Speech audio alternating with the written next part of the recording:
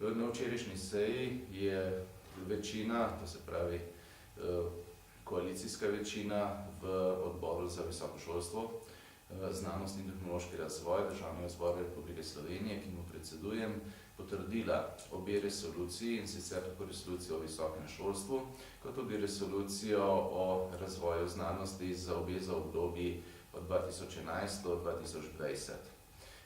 Žal obe resoluciji ne bosta dosegli tistega namena, ki bi ga morali, se je že sam čas, ko sta predlagani, očitno neresen.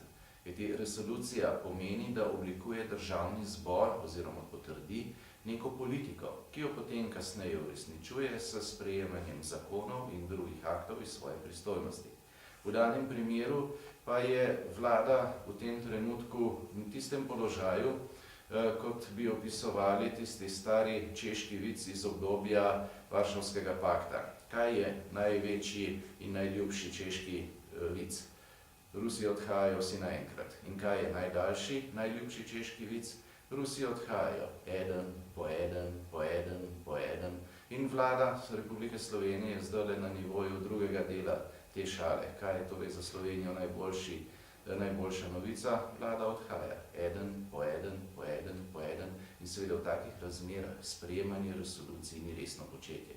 Pomeni, da je nekdo hotel bodisi narediti vtis, da je vendarle nekaj dosegel, bodisi da je želel doseči nek drug politični cilj, zagotovo pa ta resolucija ne bo imela dolgega življenja, kajti katerakoli vlada, ki bo izvoljena na osnovi naslednjih demokratičnih volitev, ki se zagotovo bližajo, bo zanesljivo posegla v obe resoluciji. Resolucija o visokem šolstvu namreč pomeni izrazito omejevanje, skrajno konzervativen pristop, iz katerega očitno kar veje želja, da bi se izognili prepihu, ki ga prinaša konkurenčnost tako znotraj meja države Slovenije, kot seveda tudi navzven. To pa je povsem zgrešen pristop. Slovenija se mora tudi na področju znanosti maksimalno odpreti konkurenci in na področju visokega šolstva seveda prav tako, še posebej. In po drugi strani dovoliti, da se tudi v Sloveniji, poleg že obstoječih univerz in fakultet, pojavljajo tudi nove. Naj imajo priložnost, naj se uveljavijo s svojim kvalitetnim delom, naj se jim dovoli, da polno opravljajo svojo funkcijo, potem pa bodo z doseženimi rezultati, z ljudmi, ki jih bodo izobrazile, z doseženimi znanstvenimi deli, pokazale, ali bodo preživele na dolgi rok oziroma se razvijale še naprej. Samo konkurenca na kateremkoli področju družbenega življenja omogoča dolgoročni razvoj. V danem primeru pa je v resoluciji o razvoju visokega šolstva število univerz v bistvu že kar vnaprej omejeno, medtem ko se izven samih univerz sploh ne dovoljuje več opravljanje doktorskega študija, čeprav je to v Evropi običajno, v tako imenovanih schools v anglosaksonskem sistemu ali pa v École Nationale v Franciji.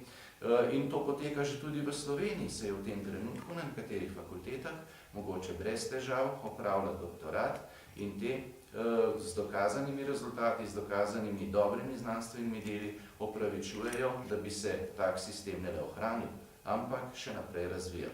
Žal je očitno interes tistih, ki so že vzpostavili nek svoj položaj, da se to ukine, da se torej vrne nazaj na neko prejšnje obdobje, ko so bili nekateri, veste kateri, že vnaprej maksimalno zaščiteni.